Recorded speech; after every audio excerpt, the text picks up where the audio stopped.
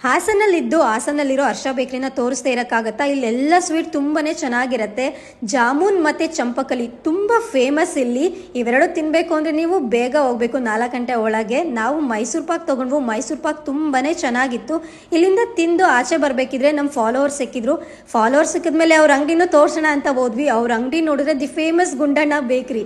ಅವರು ಪ್ರೀತಿಯಿಂದ honey cake ಮತ್ತೆ ಚಾಕೋಲಾವಾ ಕೊಟ್ರು. ತುಂಬಾನೇ ಚೆನ್ನಾಗಿತ್ತು ಎರಡು ಕೂಡ. ನೀವೊಂದ್ಸಲ ಹೋದಾಗ ಟ್ರೈ ಮಾಡಿ. ತುಂಬಾನೇ ಖುಷಿ ಆಗುತ್ತೆ ಈ ರೀತಿ ನಮ್ಮನ್ನ ಗುರುತಿಸಿ ಮಾತಾಡಿಸಿದಾಗ. ನಮ್ಮ ಕಡೆಯಿಂದ ಆಗೋದು ನಿಮ್ಮ ಅಂಗಡಿನ ಜನಕ್ಕೆ ಪರಿಚಯ ಮಾಡೋದು. KA13 ಬಟ್ಟೆ ಅಂಗಡಿ ಅಂತ ಇದೆ. ಇದು ಹರ್ಷ ಬೇಕ್ರಿ ಆಪೋಸಿಟ್ ಇರೋದು.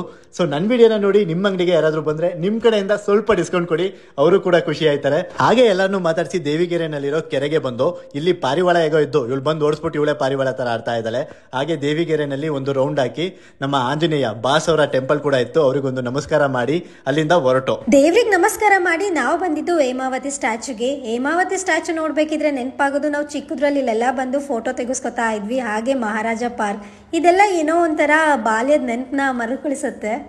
ಎಷ್ಟು ಬೇಗ ಈ 4 ದಿನ ಕಳೆದೋಯ್ತು ಅನ್ನೋದೇ ಗೊತ್ತಾಗ್ಲಿಲ್ಲ. ಹಾಸನಲ್ಲಿ ನಾನು ಹೋಗೋ ಟೈಮ್ ಬಂದೇ ಬಿಡ್ತು. ನಮ್ಮ ಯಜಮಾನ್ರು ನನ್ನ ಡ್ರಾಪ್ ಮಾಡಕ್ಕೆ ಅಂತ ಬಂದ್ರು. ತುಂಬಾ ಬೇಜಾರಾಗ್ತಿತ್ತು. ಏನ್ ಮಾಡ್ಲಿ, ಬೇಜಾರನ್ನ ತೋರಿಸ್ಕೊಳಕ್ ಆಗ್ತಿರ್ಲಿಲ್ಲ ಅಷ್ಟೇ.